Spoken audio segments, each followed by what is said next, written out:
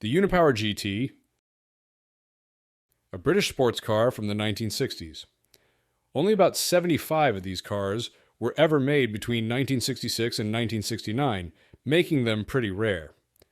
The guys behind this car were Ernie Unger and Dare-Bryan, who wanted to create something special, a car that was fast like a race car but didn't cost a fortune. Ernie Unger had worked at Lotus and on the Roots Imp project before. He really wanted to make a mid-engine sports car that was fun to drive, light, and wouldn't break the bank. He loved the cars made by Carlo Abarth, but thought they were too expensive and tricky to handle. When Unger saw the Mini's small A-series engine, he knew it was perfect for his idea. This engine could fit sideways in the middle of the car, making it compact and powerful. Unger's experience in car making taught him a lot about using good parts without spending too much. He really liked how Abarth cars looked, but wanted his car to drive better and cost less. His time at Ford, where he learned the Mini was being sold at a loss, made him focus on making a car that was both good and affordable. He planned to use parts from other car makers to keep costs down.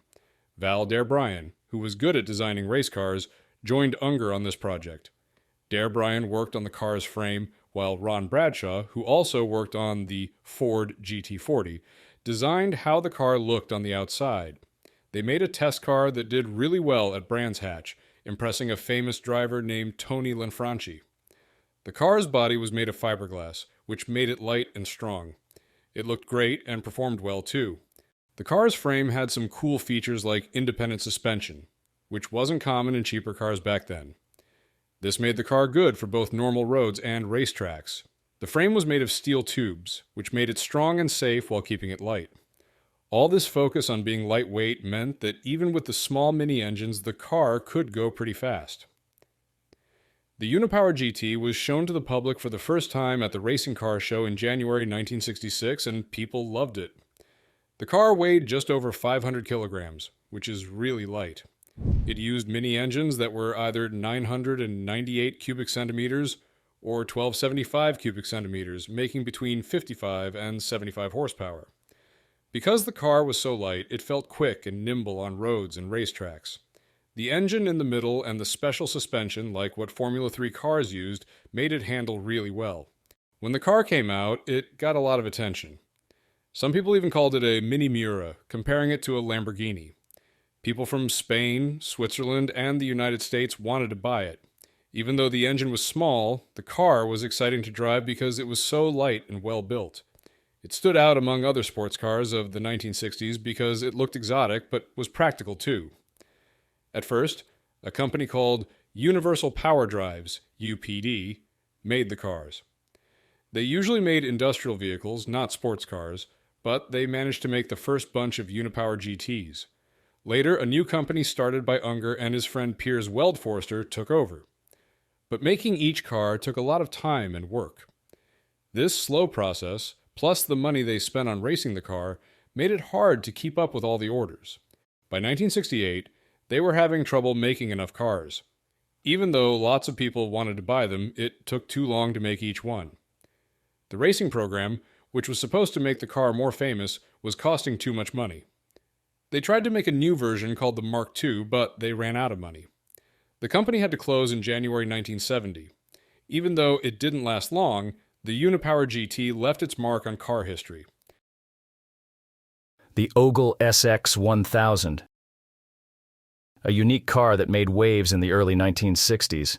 This wasn't just any ordinary vehicle, it was a transformed Mini with a twist that set it apart from the crowd. Back in December 1961, a designer named David Ogle came up with an idea. He wanted to take the popular Mini Cooper and give it a makeover. For £550, about 14,800 pounds today, his company would transform any Mini into an SX1000. If you wanted a brand new one, it would cost you £1,190, twice as much as a Mini Cooper S. Ogle wasn't new to designing cool stuff. He had worked on all sorts of products before turning his attention to cars. He had already made a fiberglass body for the Riley 1.5, showing he knew how to think outside the box when it came to car design. The SX1000 was Ogle's way of combining the reliable Mini with the good looks of a sports car. He wanted to create something practical but also stylish. Even though it was pricey, people loved how different and special it looked. Sadly, the SX1000's story took a turn for the worse. In May 1962, David Ogle died in a car accident while driving to the Brands Hatch racing track. This put an end to the production of the SX1000. The company finished making the last few cars by the end of 1963. In total, only 69 1000s were ever built, making them super rare today. Now let's talk about what made the SX1000 stand out. It had a body made of fiberglass, which was attached to the Mini's floor in a way that made it stronger and smoother. It even used the windscreen from a Riley 1.5, making it look even more different from a regular Mini. Under the hood, the first SX1000s had the same 997 cubic centimeter engine as the Mini, which could get the car up to 99 miles per hour. Some cars, like the one driven by John Handley, later got more powerful engines.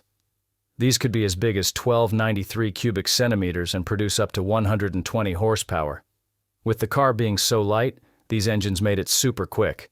The inside of the SX1000 was simple but functional.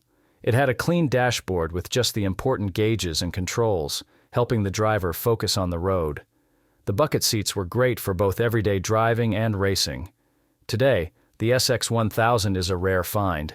It's believed that less than a dozen of these cars still exist. Collectors love them because of their unique design and the story behind them. In 2012, one SX1000 sold for £14,560 at an auction, showing how much people value these cars. One famous SX1000 was used by Sir John Whitmore to show off the car in the United States. While Americans didn't buy many SX1000, Whitmore's efforts helped spread the word about the car. This specific car, number 004, was later fixed up and shown at car shows. The SX1000 even made it to the big screen, appearing in the Beatles movie A Hard Day's Night. This helped make it even more famous and recognizable.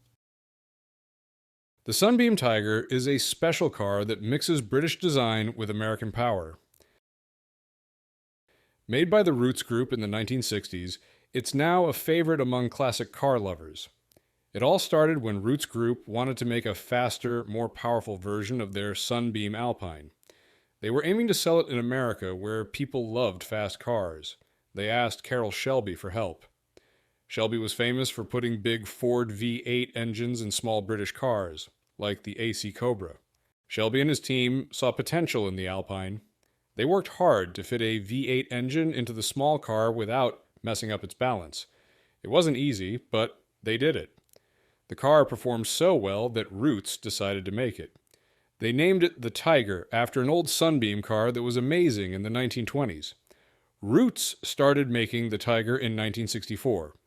They didn't have enough space in their factory, so they asked Jensen Motors in West Bromwich, England, to build the cars. Ford in America sent the engines, and Press Steel in Oxfordshire, England, made the car bodies. The workers at Jensen had to use hammers to make room for the big engine in the small car body.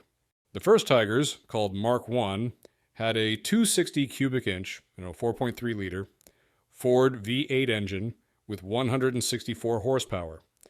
They sold these first in North America. In 1965, they made the most Tigers ever, almost 3,020. That's almost half of all the Tigers ever made. In 1967, they made a new version called the Mark II. It had a bigger 289 cubic inch, 4.7 liter engine with 200 horsepower. Fitting a big V8 engine in a small car wasn't easy. They had to change the engine area and use hammers to make more space. But from the outside, the Tiger looked a lot like the Alpine. They were careful to keep the car balanced so it would drive well with all that power. The Tiger got new steering called rack and pinion. This made it easier to steer than the old system. They also changed the suspension to handle the heavier engine. The car's weight was still well balanced, with 51.7% in front and 48.3% in back. The Sunbeam Tiger was really fast for its time. It could go from 0 to 60 miles per hour in less than 8 seconds, and its top speed was over 120 miles per hour. People in America loved it because it was small and British, but also fast and powerful. Car dealers offered ways to make the Tiger even faster. They sold things like better engine parts through a catalog called Los Angeles Tigers. Even with these extra fast parts, The Tiger was still easy to drive because it was well made. But the Tiger had some problems. The company that made it, Roots Group, was losing money. In 1967, Chrysler bought Roots. But Chrysler didn't want to keep making a car with a Ford engine because Ford was one of their main competitors. So they stopped making Tigers in 1967.